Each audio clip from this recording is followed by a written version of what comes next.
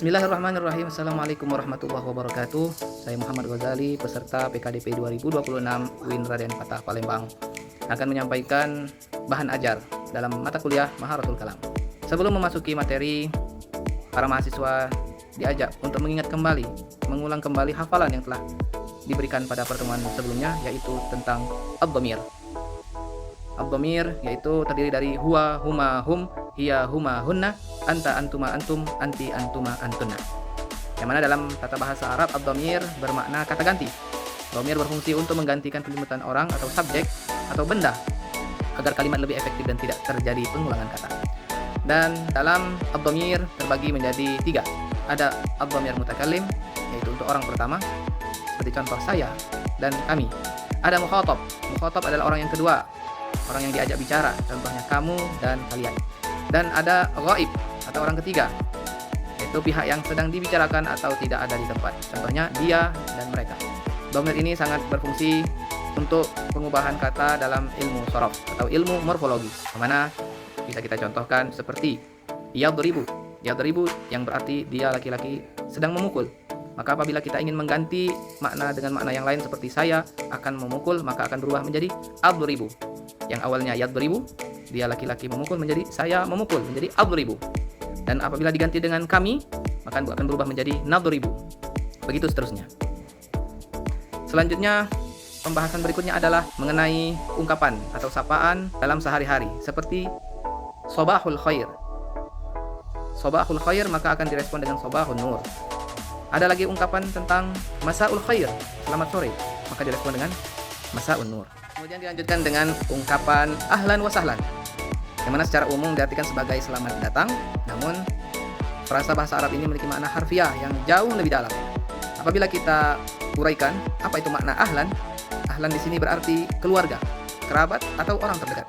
Dan sahlan bermakna mudah, ringan atau tempat yang datar dan nyaman, tidak sulit untuk dilalui.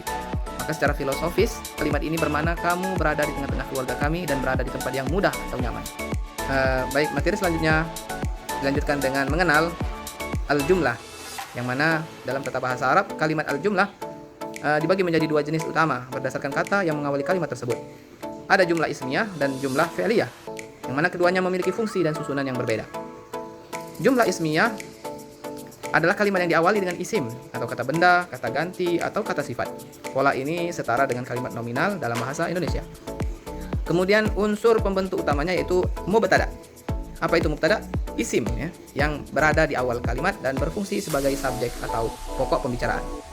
Dan yang kedua adalah khabar, yaitu isim atau kata yang menerangkan mubtada dan berfungsi sebagai predikat. Contohnya, al-ilmu nurun.